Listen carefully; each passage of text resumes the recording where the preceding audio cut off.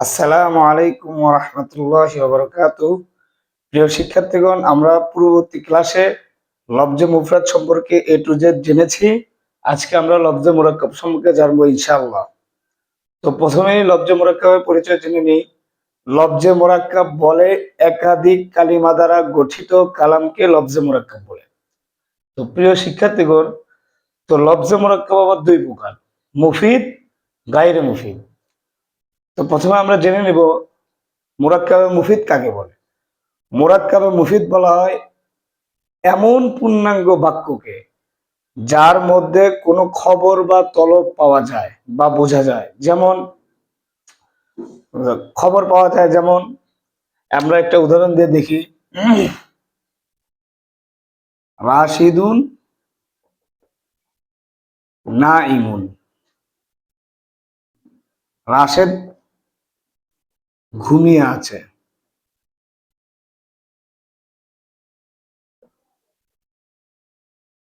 ঘুমিয়ে আছে। প্রিয় শিক্ষার্থীগণ, দেখুন রাশিদুন নাইমুন এই বাক্যটার মধ্যে একটা খবর বোঝাচ্ছে। এখন সংবাদটা অতীতকাল সম্পর্কে হতে পারে, বর্তমান সম্পর্কে হতে পারে, ভবিষ্যৎ সম্পর্কেও হতে পারে। এটা প্রশ্নের উপরে ভিত্তি করে। তো রাশিদুন নাইমুন, রাশেদ ঘুমিয়ে আছে। তো রাশেদ যে ঘুমিয়ে আছে এখানে কিন্তু একটা খবর বোঝাচ্ছে। তো আমি বলেছি মুরাক্কাব মুফিদ এমন পূর্ণাঙ্গ পূর্ণাঙ্গ বাক্যকে বলে যেখানে কোনো খবর বা তলব বোঝায়। তো আমরা এই উদাহরণ থেকে স্পষ্ট বুঝতে পারতেছি রাশেদ যে ঘুমিয়ে আছে, এই ঘুমানো সংবাদটা এই বাক্য দিচ্ছে। তার মানে এই বাক্যটা হলো মুরাক্কাবে মুফিদ। তো প্রিয় শিক্ষার্থীগণ, তো তলব কিভাবে বোঝাবে? তো তলব বোঝানোর একটা বিষয় হলো, দুটো বিষয় থাকতে পারে তলবের মধ্যে। একটা হলো আদেশমূলক, আর একটা হলো অনুরোধমূলক। যেমন কেউ বলল যে আতিনিল মা, আমাকে পানি দাও।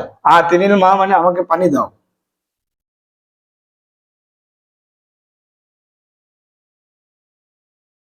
পানি দাও, এটা কিন্তু একটা অনুরোধমূলক বাক্য, যে আমাকে এক গ্লাস পানি দাও। আদেশমূলক বাক্য যেমন ইজরিব, তুমি প্রহার করো। ইজরিব, তুমি প্রহার করো। তো প্রিয় শিক্ষার্থীগণ, মোট কথা মুরাক্কাবে মুফিদ বলা হয় আপনি যখন কোনো একটা বিষয়ে কথা বলবেন, আপনার সামনের উপস্থিত ব্যক্তি যেন খুব সহজেই বুঝতে পারে এটা একটা খবর বা সংবাদ। এটাকে মুরাক্কাবে মুফিদ বলে। মুরাক্কাবে মুফিদের আরো দুইটা নাম আছে, কালাম বা জুমলা বলে। তো প্রিয় শিক্ষার্থীগণ, আমরা এটা জানি যে এই মুরাক্কাবে মুফিদটা জুমলা নামেই পৃথিবীতে সবচেয়ে বেশি প্রসিদ্ধ। জুমলা নামে সবচেয়ে বেশি প্রসিদ্ধ। আশা করি মুরাক্কাবের বিষয় মুফিদের বিষয়টা আপনারা খুব সুন্দরভাবে বুঝতে পেরেছেন। তো মুরাক্কাবে গায়রে মুফিদ কাকে বলে? মুরাক্কাবে গায়রে মুফিদ বলা হয় যে মুরাক্কাব পরিপূর্ণ অর্থ প্রকাশ করে না, তাকে মুরাক্কাবে গায়রে মুফিদ বলে। যেমন কলামুন জামিলুন, অর্থ হলো একটা সুন্দর কলম। একটা সুন্দর কলম। তো প্রিয় শিক্ষার্থীগণ, একটা সুন্দর কলম, একটু লক্ষ্য করে দেখেন যে এই বাক্যটা কিন্তু পরিপূর্ণ অর্থ বোঝাচ্ছে না। কেন? এখানে কোনো খবরও নেই, কোনো তলবমূলক কোনো কিছুই নেই।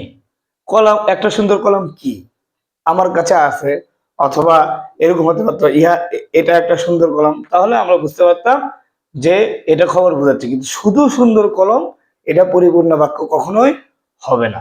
আরেকটা উদাহরণ দেই, যেমন কলামু রাশিদিন।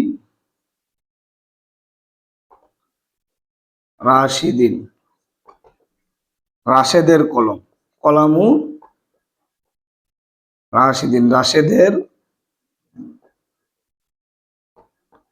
কলম। তো প্রিয় শিক্ষার্থীগণ, লক্ষ্য করে দেখুন এখানে কিন্তু পরিপূর্ণ বাক্য বোঝাচ্ছে না। এ রাশেদের কলম এটা একটা পরিপূর্ণ বাক্য নয়। কেন? এখানে কোনো খবর বা তলব নেই। রাশেদের কলম কি? রাশেদের কলম সুন্দর হতে পারে, রাশেদের কলম আমার কাছে আছে, এরকম একটা খবর অথবা তলব লাগাইলে এটা একটা পরিপূর্ণ বাক্য হয়ে যাবে। তো প্রিয় শিক্ষার্থীগণ, আগে যে কলামুন জামিলুন শব্দটা লিখেছিলাম ওই বাক্যকে মুরাক্কাবে তাওসিফি বলে, আর এই বাক্যটাকে মুরাক্কাবে ইজাফি বলে। মুরাক্কাবে গায়রে মুফিদ মোট 6 প্রকার। আমরা এগুলা নিয়ে সামনের ভিডিওতে ইনশাআল্লাহ ধারাবাহিকভাবে আলোচনা করব। যদি ভিডিওটি ভালো লেগে থাকে তাহলে অবশ্যই আপনারা বেশি বেশি শেয়ার করবেন এবং কমেন্ট করে যাবেন। আসসালামু আলাইকুম ওয়া রাহমাতুল্লাহি ওয়া বারাকাতুহু।